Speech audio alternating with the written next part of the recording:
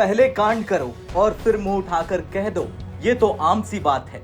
ये काम दुनिया का सिर्फ एक ही देश कर सकता है, नाम तो पता ही होगा, बेशर्म चीन। अब चीन के राष्ट्रपति भारत आ रहे हैं और बदमाशी ना हो उसकी तरफ से ये हो ही नहीं सकता। अब चीन ने अरुणाचल को अपने नक्शे में शामिल कर लिया और उसके बाद कह रहा, अरे ये तो आम सी बात है। जरा चीन को कोई ये बताए, अगर उसकी बीजिंग की जमीन पर भारत अपना नक्शा जारी कर दे तो क्या चीन चुप बैठेगा?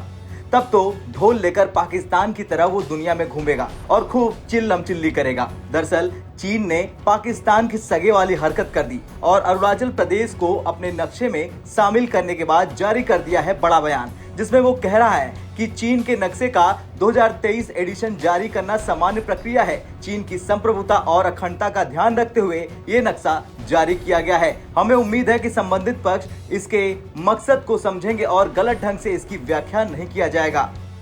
अब जरा आप ही बताइए कि ये कैसी सामान्य सी बात है कि किसी देश का हिस्सा अपने में शामिल कर लिया जाए। क्या चीन को ये कोई गेम लगता है? हालांकि चीन की इस हरकत पर भारत ने ज्यादा तूल नहीं दिया, क्योंकि भारत को ही नहीं पूरी दुनिया को पता है कि चीन अंदर से कितना बड़ा खोखला देश है, जैसे उसके दो कौड़ी के समान। इसलिए भारतीय विदेश मंत्रालय ने पहले ही चीन के इस दो कौड़ी वाली हरकत को लेकर कह दिया था कि इस तरह से चीन सीमावाद को और उलझा रहा है, जो बीते कई सालों से बड़ा हुआ है। चीन के ऐसे दावों का कोई आधार नहीं और वो ऐसी मनमानी बातें पहले भी करता रहा। हमने कूटनीतिक माध्यमों से चीन के आगे कड़ा विरोध जताया है। उसने जो गलत नक्शा जारी किया है उसका कोई आधार नहीं और पूरी तरह से ये गलत है। हम चीन के ऐसे गैर वाजिब दावों को पूरी तरह से खारिज करते हैं। चीन के ऐसे कदम कुछ और नहीं करेंगे, बल्कि सीमा विवाद को और ज्यादा उलझा देंगे।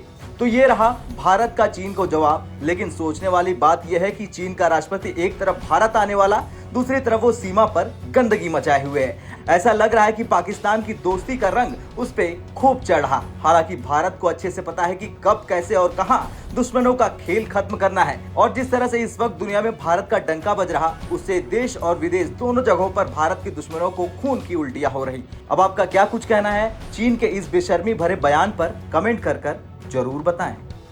ब्यूरो रिपोर्ट, भारत तक।